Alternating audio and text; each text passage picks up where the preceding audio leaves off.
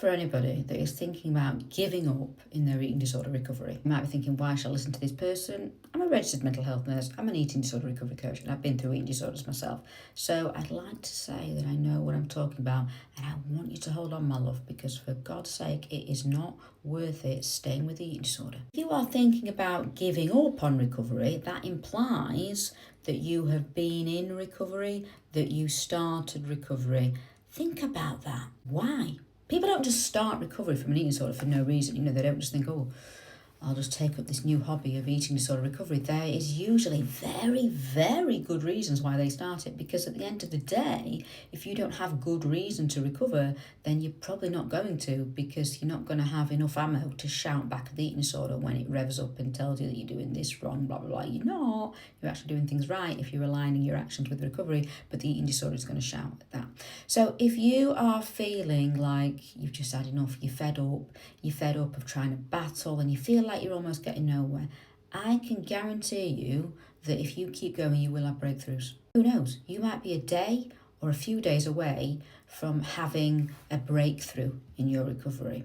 Yeah, because they happen. You will have moments where you have taken action and that action sticks with you, and you don't want to go backwards because the action has resulted in you getting something positive. Maybe you have more energy, maybe you're able to do something that you weren't able to do when you're in the depth of your eating disorder. Maybe you just like being able to eat more and have more choice, which is a perfectly okay reason. I don't want to jeopardize that.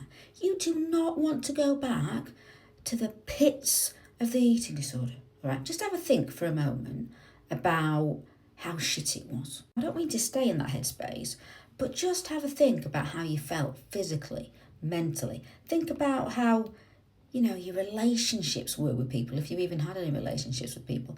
Think about the things you couldn't do. Think about how long and boring and stressful your days were. Yeah?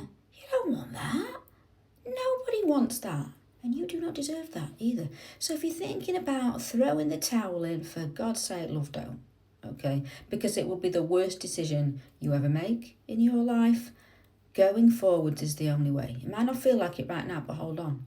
Hold on, because that will come. I've never met anybody that's recovered from an eating disorder and thought, I probably should have given it up, halfway through. I probably should have thrown in the towel when I got to this point. No, that's not a thing. You do not have to be doing the same old eating disorder shit, but you are the only one that chooses to either do that or not.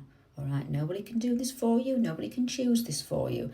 But if I can help you to convince you to not go back, even just one person, my work here is done.